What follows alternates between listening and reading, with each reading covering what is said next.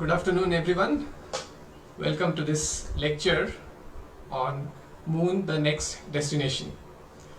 I am Samir Dhurde and I work at the Inter-University Center for Astronomy and Astrophysics, which is in Pune, in Maharashtra.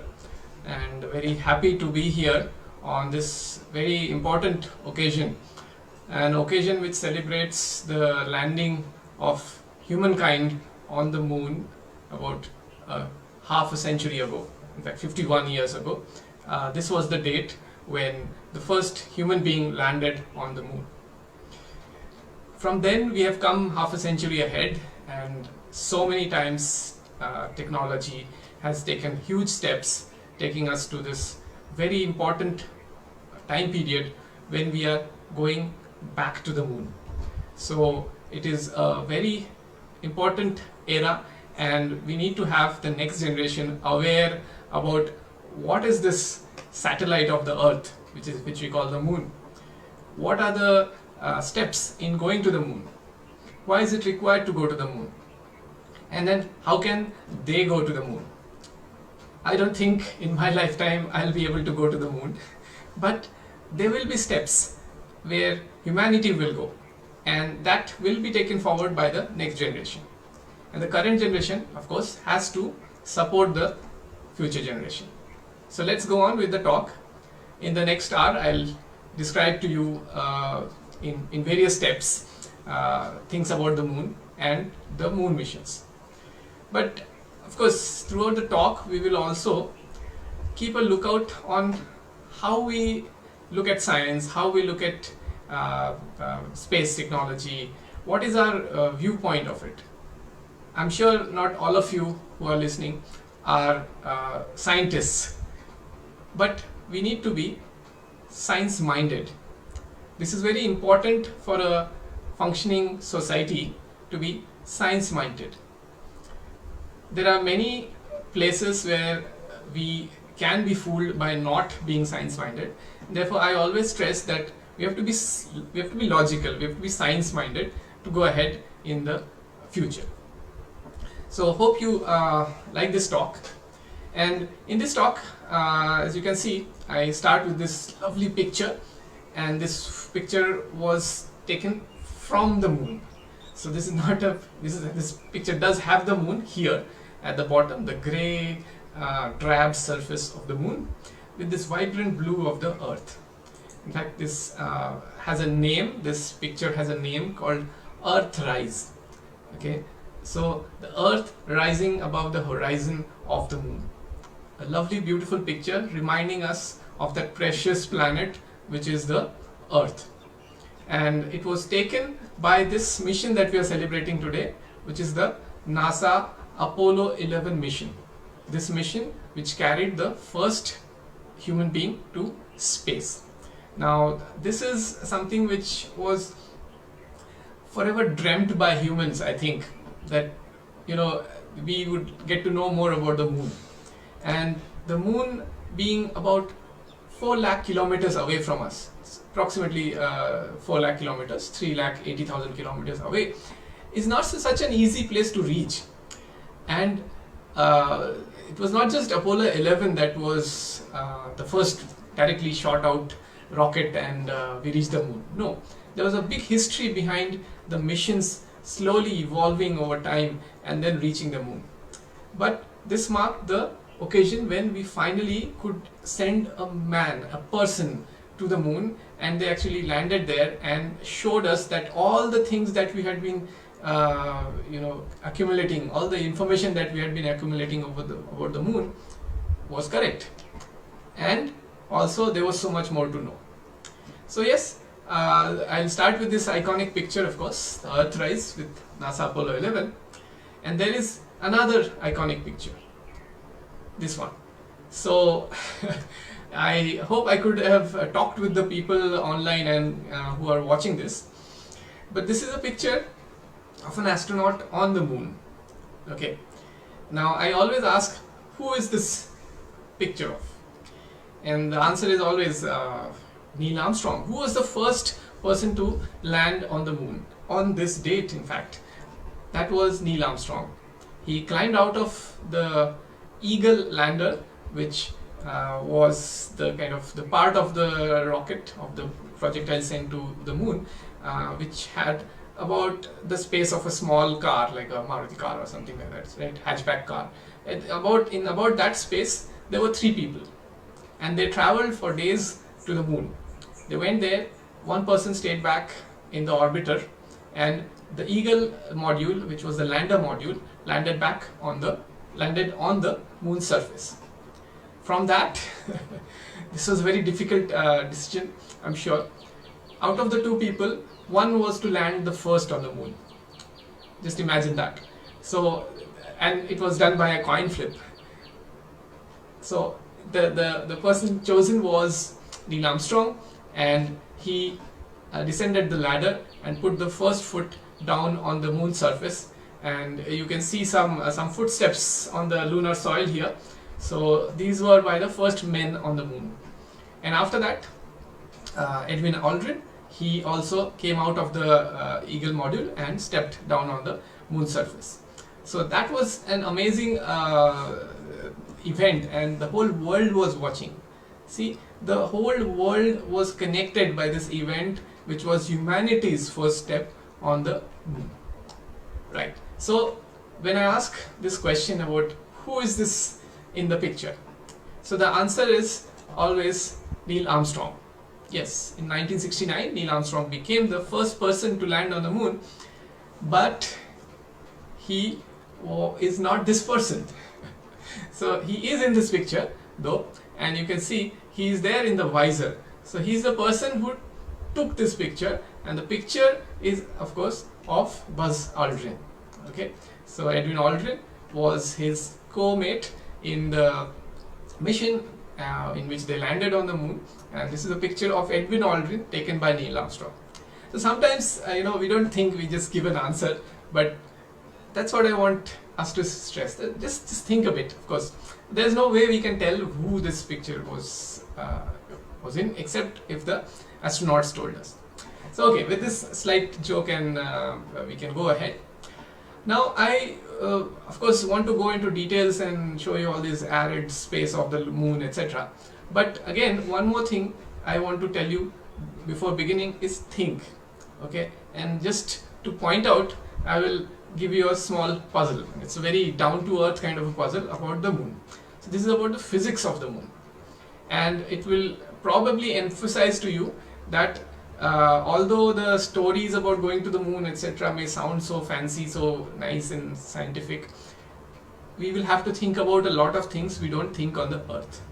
So let's say a very commonplace thing. Let's say there's a base on the moon at some point in the future, and there are some Indians on it who want to eat some nice sabzi with onions, and so they have to of course go and buy onions somewhere. So if you go to our bazaar, you try to buy 1 kilo of onions, right? We say 1 kilo onion, 1 kilo kanda do, right? And what does the shopkeeper do? They use this scales to actually weigh the onions and give it to you, correct? So they take the weight. So what is the weight? We have to think of it, right? So what is the weight?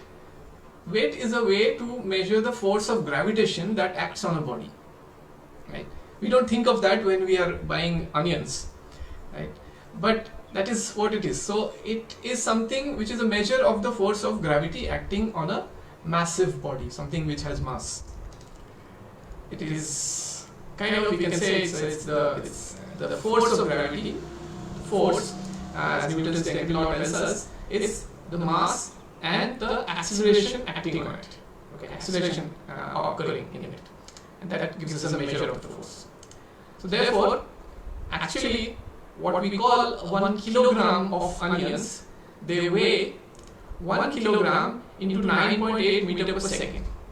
So when we talk about the weight, right? हम कहते हैं वजन कर दो, or give me 1 kilogram onions by weight. Now if they gave you that by weight, then you will actually get 9.8 kilogram meter per second square of onions, which is not very profitable. if you are paying only for 1 kilogram. But now just imagine on the moon what would happen. Okay. So therefore, on the Earth, 1 kilogram of onions actually weigh 9.8 newtons. Now what would happen on the moon? Just think of it. There is the mass into acceleration, which is due to the gravitational force, right? And therefore, on the moon, the gravitational force is less. You know that the force of the moon, gravitation on the moon is about 17%. It's very tiny. It's 1/5, less than 1/5. And therefore, the acceleration due to gravity there is 1.6 meter per second square. Okay. And so, what do you think? The kilogram of onions will have a lesser weight. Okay. So if you take Earth's weight scale, that weight scale, and take the same thing that try to buy the same kilogram of onions there, okay, you will probably get less onions. Okay? So you get more onions because the weight will be less. Then you will have to fill more onions to get to that weight. If you want 9.8 newtons, it will only be 1.6 newtons there because the mass of the onion remains the same. Okay.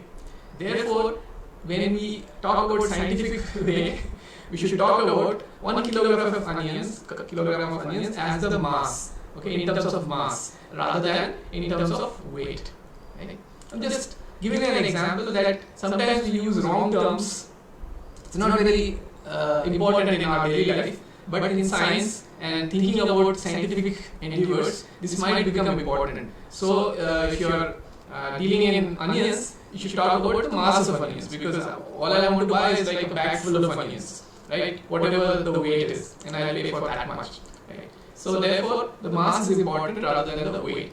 Now, sometimes we lose all these things in the common words. Anyway, that was just an example to show you that slightly different kind of a thought is required by the practicing scientists. And even if when you go to the moon, you may be an economist also, they may also have to consider all these things. Anyway, so now let's go to the beauty of the moon. You've seen the moon in the sky, and you all know from your textbooks that you have read, or from documentaries that you have watched, or other books or materials or posters that you have seen, that the moon is bound to the Earth in an orbit. And this in fact is a nice picture. This was a real picture, except for that orbit which is drawn by an artist. But this is a real picture taken by a spacecraft going away from the Earth. Okay, and that orbit is just to show how the moon must be going around the Earth. Just imagine this. This is a real picture with the Earth and the moon and the sun, of course, on this particular direction, so that the light is falling on it, on both of them. Lovely picture, a real picture, and you can see the scales of both the moon and the Earth.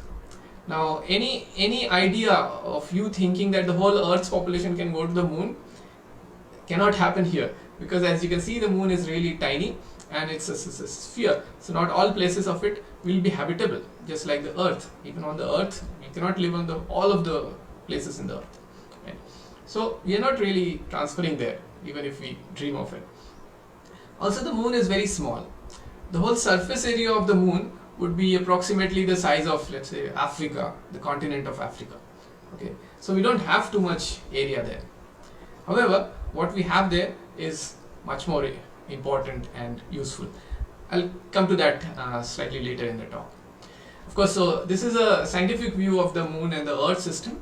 Of course, there is the earthly views. People have been looking at the pictures of moons, and this is just a photo I took the other day from a market where there was a jewelry advertisement and the moon was rising from behind it. Lovely reddish looking moon because of the Earth's atmosphere. The reddish light was filtering through while the blue was scattered off. So a nice picture I happened to get. Okay, so yes, people have dreamt and thought about the moon for ages, and they've also not just looked at the full moon in wonder and beauty, but they have also seen the phases of the moon change. It was a mystery to them at that time. How does the phase of the moon change? and they needed to answer it. Okay, and that question led to the process of answering this question led to our understanding that there could be bodies, large bodies, which go around even larger bodies, right? So just like the moon goes around us, and then the earth goes around the sun. This was a process which took, I don't know, many thousands of years, and only 400 years ago did we start realizing or accepting that the earth goes around the sun, the moon goes around the earth, and this is a whole big system in which there are other players like the planets, asteroids, comets, and minor planets, dwarf planets, etc.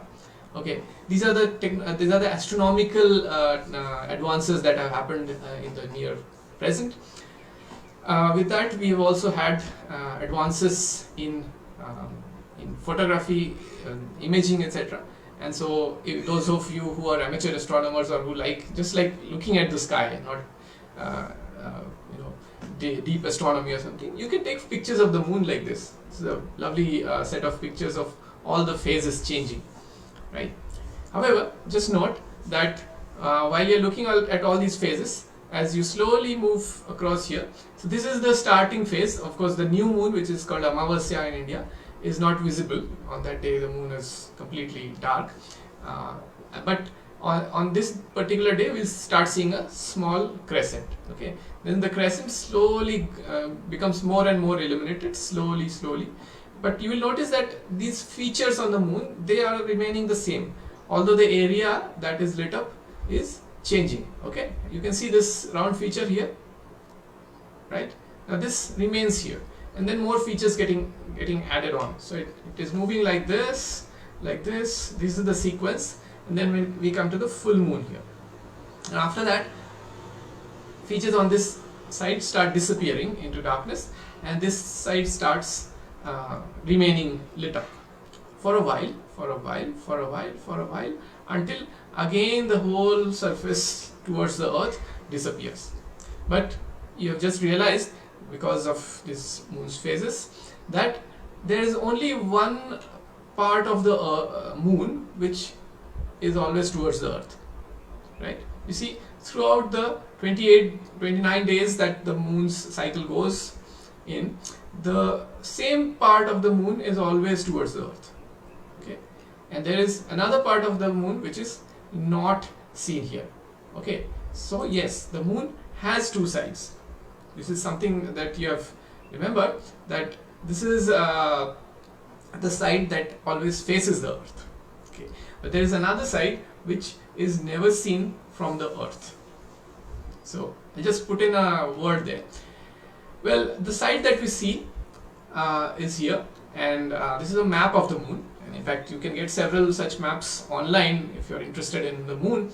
I always suggest that don't listen to stories like this talk can be a very nice story to you. You finish the talk and then it's over. Well, don't do that. Go ahead, find moon maps. Yeah, get a small binocular or a small telescope if you can, and look at the moon. These maps will have some features mentioned, right? So the features mentioned here are places on the moon which we have recognized and we have catalogued and we have lists of. These are also maybe destinations of our future travel to the moon. So we need to know these, right? And so therefore, as I was saying, that go ahead, look at your moon map and look at the actual moon and try to find these places. Right? If you have better equipment, etc., go and take photographs, deep photographs, and find these places. Okay. Now these are quite easy to locate on the moon, and you'll notice that the moon's surface has something like the. Let me point it out. In fact, that this line, if I draw a line horizontal like this would be kind of the equator of the moon. Okay, and this would be the north pole of the moon, and this would be the south pole of the moon. Right? And in between are these lovely features. Okay, you can see some flat areas here, flattish areas, and there are some pock-marked areas here, right, which are very rough, and they have several what you call holes in common language, but these are called craters in scientific terms. And then there are these huge flat areas, flatlands. So these are called flatlands, and these are called highlands. These are slightly higher in height also. Okay, and many of these flatlands have been in the past called oceans or seas or bays, things which relate to water, because when the first people who saw the moon through their telescopes, they didn't know what these features were, so therefore they thought these were something like the earth, right? The moon was something like the earth, and these would be seas and oceans, right? And therefore these would be highlands and mountain ranges, etc. So there are several things to see on the moon, right? And there is of course we can't see the other side of the moon. I'll tell you how this picture was taken. So this was taken because people could actually travel to the backside of the moon, right? Backside, I don't say the dark side of the moon, because there's nothing called the dark side of the moon. All of the moon at some time or the other gets illuminated, right? And there one of the important role players is the Terminator.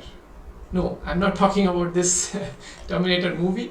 I'm talking about this Terminator. See, in this picture, what you can see is half of the moon. You see, this half of the moon. Okay, the other half is in the dark right now on this day. This is the 7th day in the cycle of the moon. Now, what you see here is this large boundary. Okay, from the south to the north. This is just put it ulta here. So from the south to the north, you can see this shadow boundary, right? Beyond this is the night on the moon, and on this side is the daytime on the moon, right?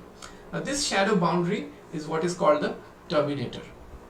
Okay, so and you can see that at the terminator, the features are very sharply defined, right? Because of the nice shadows and contrast, these features are defined.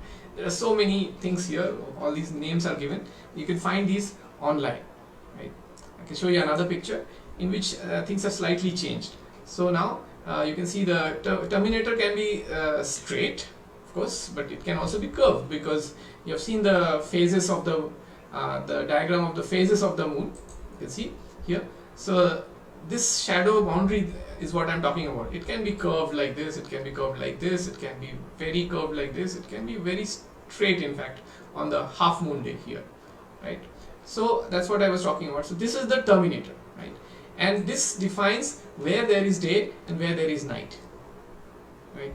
So when there is this part of the moon is lit up, some part behind that we cannot see is also lit, okay? And some part here which is towards us but is not lit is there in the dark. There's a night there. And please remember, now this night here, if it's becoming daytime at this edge now, the shadow will be traveling in this direction somewhat. I'm sorry, no, the shadow slowly travels in this direction. So this part will go into the dark and stay dark for the next 14 days. So a place on the moon gets night for 14 days and day for 14 days. This is very important. This is one of the aspects that I'll mention to you, because we want to talk about moon being the future destination. So we need to also understand the moon a little bit, right? So this is another important factor which is there on the moon. Now we talked about the physics of the moon a bit. Let's talk about the chemistry of the moon a little bit, right? Yes, so people have also after that done chemical surveys of the moon with better and better equipment, better and better photography and filters and spectroscopy, etc. We have been able to make chemical maps of the moon also, right? This particular map is the map of iron, presence of iron on the moon, and you can see that we have data for both the sides, right? And this was taken by the Clementine Space Mission, which was more of a surveyor mission which could take high resolution pictures of the moon in various bands, various lights. And you can see, except for the poles which it did not cover, we have a huge coverage, and you can see that there's a large content of iron on the near side, on the side which is closer towards the earth basically. And on the far side there's relatively less iron. That's surprising. Why should it be like that?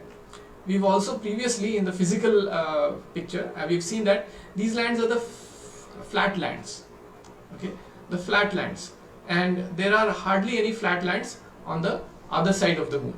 if we just go back on this picture, you'll see that the near side of the moon has a lot of flat lands. The other side has maybe just one. The others are all craters, right? Mostly craters and highlands. So this thing also corresponds to the presence of iron. Now you can see that the flatlands contain more iron compared to the back side of the moon. Okay. There are other maps which have been made, and you can see that people have taken the same picture of the moon in normal light and then in other type of lights, which can show you the presence of certain chemicals, like let's say basalt or feldspar or some other kind of mineral ores, right?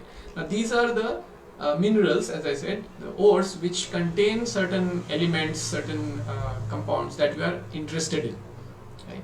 And these, for example, you can see this is basalt here, this feldspar, right? Now these are types of rock. Of course, this can tell us more about the geology of the moon and show us that these darkish areas were formed by volcanic lava flows, etc. In fact, the Apollo 11's landing site is somewhere here in this Sea of Serenity, as it is called. Alright, so yes, we have chemical maps of the moon now, we have physical maps of the moon now, and the next step that we wanted to do was to actually not just hold these maps in our hand, but to actually go to the moon and explore the moon, right? So we did that, and about 75 years ago we started the process of going to space. The Second World War was just over, and people wanted a break from war, from killing, from all the evils of mankind. We wanted to really go and do something better, right? And of course, although there was a race to do this, I'm sure the scientists were actually happy, because finally the science was getting supported. So yes, they went ahead and sent the first man into space. Slowly sent rovers, surveyors, orbiters to the moon, right? The 1960s were a great time for all these things, and it resulted in this big project called Apollo, which was funded by NASA, right? And which was also the one in which the Apollo 11 mission went up, right? You can note that it is the 11th mission in the Apollo project, right? It's one of the biggest projects ever to have been funded for science, and you can see that it went, the Apollo mission depended on this huge rocket which was built. It was called the Saturn V, and in that the actual lander and the orbiter are just here at the tip of the Saturn V rocket. This rocket till now is the biggest rocket ever built, right? And the reason for that is because it was meant to directly shoot towards the moon. Okay, so you have a rocket, you just shoot it towards the moon, that's all, right? And so it did that, and it was immense. It was something which required a lot of engineering and a lot of ingenuity. A lot of new technologies were developed so that this rocket could be finalized, right? And you can see it taking off. It burnt around 20,000 tons of fuel every second, and not 20,000, 20 tons of fuel every second. 20 tons of fuel. That is a huge lot, right? And it was around 100 meters high. Imagine that. And it took off, blasted off this launching pad into space and got its crew to the moon, right? And the crew went, as I was saying, in something called the lander and the orbiter. Okay, so this is the orbiter and this is the lander, and this was the assembly which was part of the nose cone of the rocket. Okay, so the rocket went up with this part. Now they of course had only here they have double the space, so there is some space inside this and some space inside this, and they could move through a connection which is here, right? So the Michael Collins was also there in the orbiter, so he stayed back, and Edwin Aldrin and Neil Armstrong, they transferred to the lander, and then this was detached while the orbiter kept orbiting the moon, right? and the lander went down and landed on the moon. Okay, so that was how it happened, and you've seen some pictures of it. Michael Collins, of course, he went close to the moon but did not land on it, right? So however, he's not disappointed. See, that is the thing. I mean, it could have been anything. I mean, these people, they risked their lives, in fact, right? So going to the moon and coming back safely is a reward, in fact, in a way, because anything could have happened, and because the technology was perfect and everything was checked and double checked and triple checked and checked 1,000 times, that is why they were able to get there and come back. Now, this is very important to realize, that when we think about moon missions, we only think about fantasies and pressing a button and the rocket goes off perfectly. That doesn't happen. We know that. Very recently we had something happening. Okay, so Apollo had its own successes and failures, and we have Apollo's 17 missions went up in the Apollo program, and around 24 astronauts, they went close to the moon, out of which 12 landed on the moon and did a lot of other activities there, right? And then they all safely came back. Apollo 13, which is also the name of a famous movie about that mishap which happened on it, actually had some problems, and they had to come back from halfway to the moon. So that is something which is part of the project. But then it is the engineers and the scientists who work together to make sure that this does not happen, and make sure that after that, many countries, many scientists have made this possible, that they go to the moon. As I was saying, yes, there have been a lot of landings, and this graphic, if you can see the details of it. So, the pink ones are the US Apollo missions, which actually made landings. So there were 6 landings on the moon by Apollo missions, manned landings. Note that. The surveyor missions were the ones which crash landed there, but did not actually have people in it. These went for survey, right? So actually, there was the sequence was, first you send something called a ranger, something which goes and takes pictures of it and knows better about the surface. Then you send surveyors, which actually land and survey the places so that you know whether that place is suitable to land. And then you send man if needed. So right now, that's what the Apollo mission has already succeeded in doing. USSR at that time had also great missions going on, and the Luna missions were some of the most successful. About 24 missions, so in 24 launches happened in that, out of which these were successful. About 8 of them were successful, and they landed there and actually gave us a lot of data. This was used by scientists all over the world. Again, it's not something proprietary of the Russians or Americans. Most of the data is released to the world scientists. And then you can see China, and China has also sent its own missions there to the moon, which have landed. Some of them, one of them has landed there, right? India became the next country which had, this is a slightly older graphic. India became the country which had the next moon mission, and which was this Chandrayaan, and the Chandrayaan 2, which went up last year. Okay, and these are again some of the, just a mention of some of the missions here by various countries.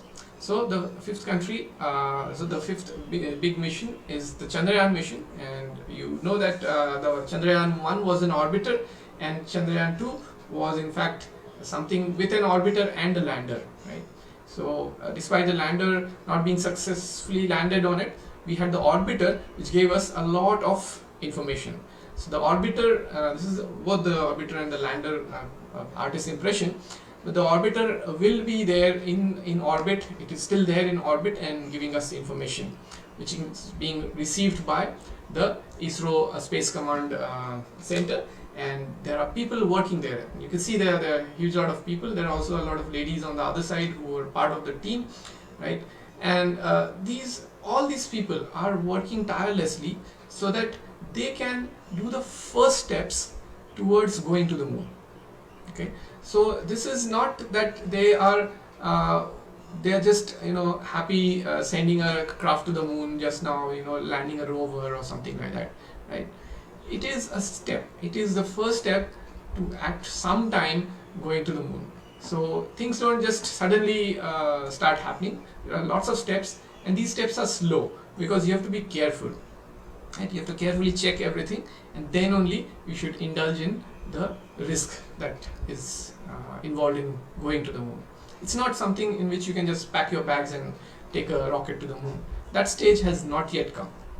So we question our actions all the time.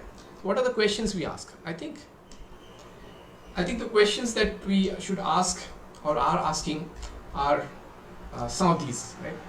One of the important things is human life is very important. Right? When we are going to space, when we are going to the moon and further, we have to think about accidents which can happen.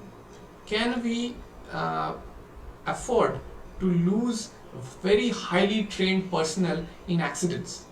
Right? You cannot have like a success rate of 50% or so, because these people spend a lifetime training for this. Astronauts are highly trained professionals. They're not just people who are physically fit and just sent up there. They have very important tasks to do there, right? And if we are going to explore the moon or colonize the moon, they will have much more specialized tasks, and each of them will be irreplaceable. So we have to make sure no accidents happen and that we can survive from these accidents. We also need collaborations. So it's not just a matter of India building a rocket and being able to send it. Well, these are, as I said, pathfinder technologies. We want to know what is the path, what is the steps to be taken, but we also want to collaborate at some point of time. This all needs to be cost effective. It should not be that humanity spends so much time going to the moon that, but then does not feed the people on the earth. Right? Of course, I'm not saying that that kind of money is too much to spend, but yes, there are useful uses of money. So instead of just like making a rocket like Saturn V, which is extremely costly and not an effective one, we have over the years found technologies now which will allow us to make these exercises cheaper, right? But then even then, one project of, let's say, making a small colony on the moon may not be affordable for a single country. Also, the number of people working on it may not be so easy to get. Therefore, now we are looking at the next step. What you are seeing in this is the gateway concept. Okay. Now, this is a very important concept. If now we are talking about the moon being the next destination, right? So the gateway is an amazing concept which several countries are collaborating in, and you can see in this picture.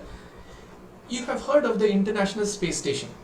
It is one of the most remarkable achievements of humankind in space, that so many countries, so many small collaborators have put together their efforts to make a huge station, huge platform in space where people can actually travel from the earth there.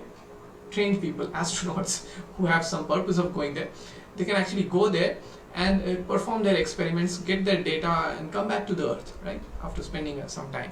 And that's constantly inhabited. And it has served the important purpose of being the first step to building a international space station, probably around the moon.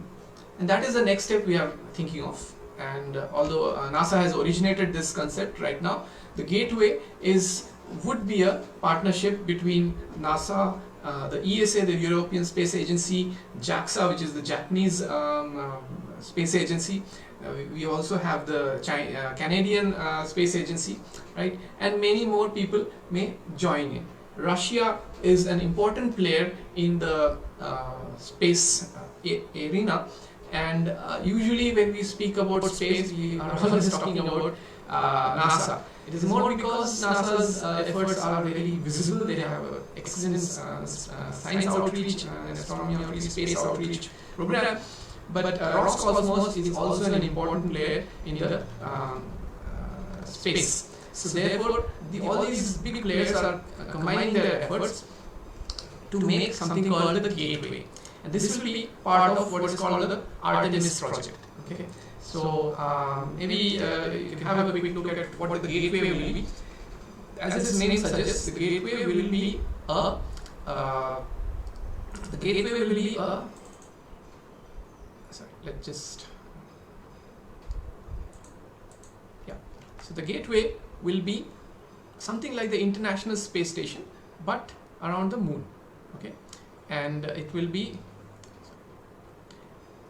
there going around the moon, and as the name suggests, it will be the gateway which allows human beings to actually have a logistics support there, right? So this will be an International Space Station like thing close to the moon, orbiting the moon, and it will have ports where other spacecrafts can come and dock, right? So it will be an intermediate place, a platform where suppose somebody comes from the Earth and they stop there, they spend some time there, and then they go to the moon down there, right? So you need not bring your own orbiter with you. The orbiter will already be there. You just bring your landing module, come talk with the orbiter, do the exchanges that you want to do, and then go land on the moon. Come back to the orbiter, which is already there, which is the gateway, and then go back to the Earth. Right? This is one way of doing it. If you want to go repeatedly, like 2-3 times, there's some purpose of going to the surface of the moon, you could probably do this. And of course, this will have some of the best technology that we are gathering, and therefore it will be one of the first stepping stones towards going to Mars, maybe, right? Because as you know, Mars is a long way off. The moon is still close, and with our big rockets, etc., fastest rockets can take a few days to get there, right? In case we are not using large rockets but are using using technology in which we are basically we are trying to slingshot the spacecraft around the Earth or something like that, right? Or use the gravity of Venus, something like that, to reach another planet. Then in that case, we will need something intermediate. Okay, so this could be, you see, intermediate platform where instead of spending a lot of money on fuel, so that we can get out of the gravity of the Earth, you could probably spend less fuel, get to first maybe the International Space Station or some such platform close to the Earth, then from there go to the moon, close to the moon, and then from there probably take off for Mars using much less fuel. That is probably one of the uses of this, to go into deep space, to go into extra dimensions, into further planetary journeys. So we have also, of course, this will not happen right away. We will first have to work on this, and this project is called Artemis. So Artemis will first look at the moon. It's a NASA project again, as I said, but it's a collaborative project. We probably only know of SpaceX or the Blue's spacecraft, but there are many more contractors who are working on several parts of this project, tiny parts of this project, which together form the huge thing, right? So that is the place where the future generation will be needed. We won't just be needing astronauts there, but there will be people needed who can build things which will make all this possible. So you can see there will be lunar terrain vehicles of different kinds. There will be slowly, the exploration will expand. There will be maybe a small habitat will be there, right? Bigger car-like things might go there. Some rovers will go there, right? All these things are planned in the next 2 decades. Yes, and there will be a huge load of inputs needed from the scientific and engineering community, which needs to be trained now. So if you're a student, think of this, right? So this will be a gateway. Gateway will be slowly put up together. Slowly, as you can see, it over some timeline, it will be there in space around the moon, and it will serve its purpose. Okay. So now the question that I get asked most when I'm talking to children, let's say, right? After speaking all these things, I ask them, what do you want to do? They say, I want to become an astronaut, right? Now again, so astronaut is not a profession. Astronaut is somebody who goes to space. Yes, fine. But then you have to ask that question. The next question to ask is, what do I do after becoming an astronaut? Right? That question is the most important question, and that has to be answered by you. So if you're thinking of, we are discussing here the moon as the next step, etc. But what is the next step in your life? If you're a young person or even a middle-aged person, doesn't matter. You have enough time in your life to contribute to a space project. So of course, if you want to become an astronaut, you will have to contribute to a project, something similar to Artemis, which basically will not just land people there for fun, but they will be going there for some reason, right? They will be going there, they will not be just people who fly around in space and have fun with floating liquids in the International Space Station, but they will be actually people who will risk their lives, very important, go there up in space or down onto the surface of the moon and actually carry out some functions. So they may be geologists, they may be physicists, they may be astronomers, they may be chemical engineers, they may be civil engineers, right? So these are the people who will have actually some other training on the Earth, right? So not everybody has to be an aeronautical engineer to become an astronaut, which is a wrong conception which has come. Yes, there's a need for aeronautical engineer, there is a need for pilots even, but these are the two highlighted professions when we talk about saying that I want to become an astronaut, right? So these are taken as the first steps. However, that is not so. You can be a medical doctor, right? You can be an important surgeon, you can be an important geologist, you can be an important kind of an engineer, and you'll be important enough to be sent to space. Then comes the astronaut training. So you can take a training of how to do your work, your profession, in conditions that are in space, right? So that's when you become a real useful astronaut and not a touristy astronaut, right? So I will stress this point, that it's not just the tourism facet that you should see when you think of becoming an astronaut. When you say I want to become an astronaut, ... with this specialization should be also mentioned or thought about. So you should think about what is that you like to do, or when you go out there in space, right? What do you want to contribute to? And that will be a very important question in your life. We are still now in a place where astronauts are very useful, right? However, of course, as the technology becomes more and more advanced and cheaper in the future, I'm sure in a few decades we will have astronauts who are tourists. Yes, so people like several businessmen, right, who have a lot of money may be able to pay to go to space. This is just for tourism, right? And yes, that is one of the things which probably would be done also in space and also on the moon. Now let's get back to the moon, and this is a lovely picture of the moon with all its lovely features which are towards the Earth highlighted. And I think everybody should take a beautiful glimpse of this through a telescope sometime or the other. It's an unearthly, it's an otherworldly feeling. But yeah, so let me point out this important crater here, Tycho crater. Okay, this is one of the most prominent features on the moon. There are many other features. The South Pole is quite pockmarked. The North Pole has a lot of features here also. This is very prominent, and it's called a ray crater.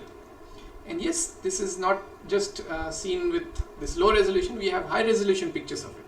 So this, could be the picture that a tourist could see at some point of time. Just imagine you paying some money, buying a ticket to go to Tycho. Okay, Tycho is up there on the moon, and you go there. You go to Himalayas, right, for or the Northeast or South India for tourism, for vacations. You plan a vacation where you look up, and that is there. Your vacation spot is there in your sky, which is the moon, right? This could be happening, and yes, it is possible. However, when you're looking at this, also look at the terrain, right? It's not an easy terrain. Also look at the sky, which is black. The horizon that you see is just 3 kilometers away. On the Earth, the horizon seems so far off. There it will be a very different feeling. What you see here inside in this picture, at the outer edge you see the crater's rim, and inside it are mountains. These are huge mountains. Although in this picture it seems so small because this is taken by an orbiter flying over the surface, This is huge. In fact, you can see this mountain casting its shadow here, right? The area is very arid and very difficult. Okay, you can see in this mountain, right? And this mountain and the areas here are covered with this fine, thin dust. Right? It's very clingy. It's charged because of all the charged radiation coming from the sun onto it, and it's very, very clingy. It sticks to you. In fact, the Apollo 11 mission pilots and the astronauts who went down there had a difficult time getting it out of their spacesuits, because when they came inside and pressurized back, it stung there, right? It even had a smell, as one of them says. So it's not such an easy environment there. This fine dust can cause a lot of problems, and in fact, fine dust, if it's there in a lot of amount, you may have difficulty landing your spacecraft there, right? They could just sink in.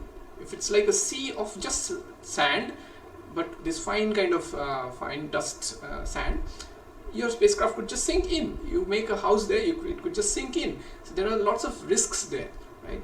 And I was just talking about the touristy kind of approach to going to the moon, which will be a fantasy at some point of time.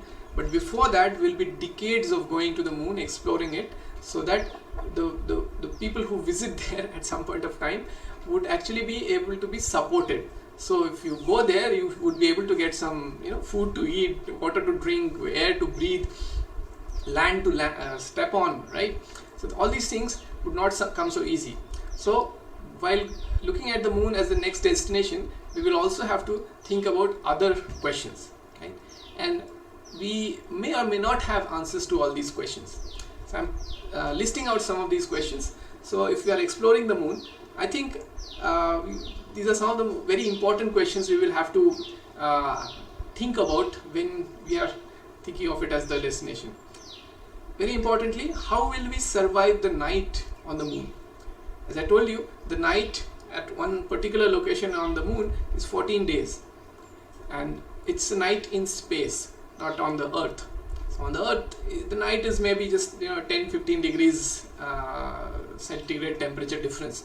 There the temperature difference is hundreds of degrees centigrade, even Kelvin. So there things just freeze. In fact, even during the daytime, things are frozen on the moon, but the night is terrible, okay? And you do not have the sun anyway, and the things are frozen.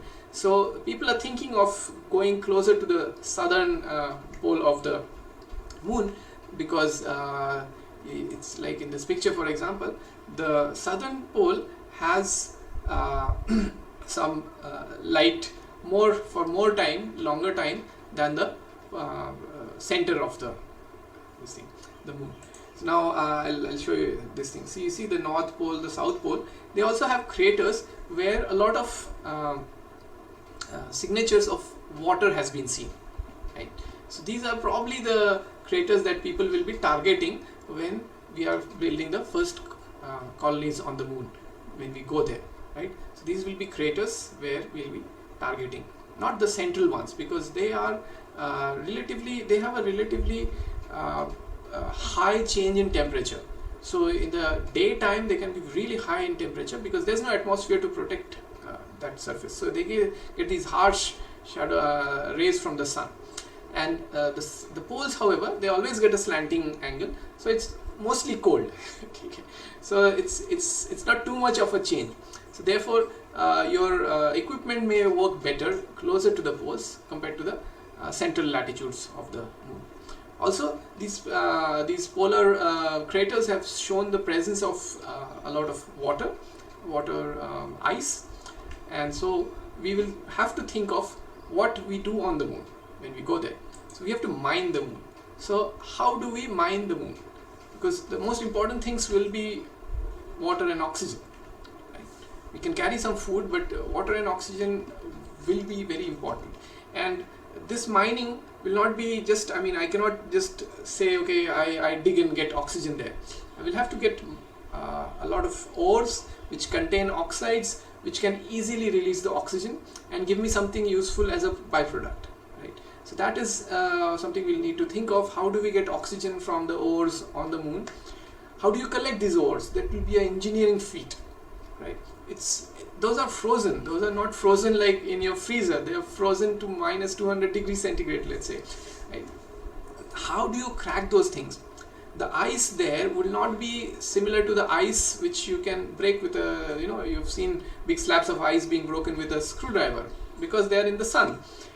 But on the moon, the ice will be so strong, you might have to have diamond saws to cut them, right? So it's not so easy just saying that, okay, there's ice on the moon, let's go there. But as I said, it should also be cost effective. We should not end up sending a lot of material there. You can't send a JCB there so easily. It will cost a lot of money to send that kind of equipment. So the thing that you get should be worth it, right? So therefore, these are the questions we'll be asking when we consider the moon as the next destination. What will it give us? What will we take from it? And will we be damaging it while we are taking it? This is another important question I would like noted before we start doing all these things. This is something we have done to the Earth, right? And let's not consider moon to be just another rock there which we can go and destroy. Let's not consider Mars to be another just small temporary habitat because we are bored of the Earth. Let's look at them as new worlds which we can make better, right? And this may not happen right now, but it is this thought that we should have in our mind, so that in the future when we actually reach these places, we do not end up destroying them, damaging them, right? I have a great collection of science fiction books in which great visionaries have thought of all these things, right? These people are scientific minded. They think with scientists, and they've thought of all these scenarios where what could happen if we go to the moon, what could happen if we go to Mars. Right now the science fiction is a genre in which we just see movies which show normal stories but on another planet, which is not a really great stories. So I think we should think of scenarios which are more real, right? More less than fantasy. It's not just about wars and love stories. It's about real challenges which will be there when we are exploring the solar system, right? So we have to think of all these things. We have to think what changes will humans bring there, and how humans will have to evolve so that if the moon is going to be our next destination, not as a tourist destination, but as an exploring destination, as a platform to going forth onto other planets, we need to have very important thoughts and very good training of the present generation. Present generation has to understand that there is a future in this, and the future is not just becoming an astronaut without understanding much, but actually going deep into these fields, understanding what is needed in the exploration of the moon, and then developing their career accordingly. So I hope the talk was useful to all of you. I will finish this talk now, and I'll return back to the last slide would be the first slide. And of course today we are celebrating the first step of mankind on the moon. We will keep that as our aspiration, inspiration, that yes, we could do that. At some point of time we have gone to the moon. Now I think 58 years later the next steps have begun. India itself is contributing, and we are going to go there as a collaborative effort. So let's prepare for that, prepare our next generation for that. I am very thankful to Gujarat Science City for organizing this talk, and colleagues have been very helpful in doing this. I am also thankful to Ayuka, my host institute, for letting me do this from my office during this lockdown. I hope all of you remain safe and listen to this talk again, because this is a difficult period. We have to go forth and survive basically. But yes, there are important things to do in life. So all these will happen after we get over this present condition. So please stay safe and stay inspired. Thank you. Goodbye.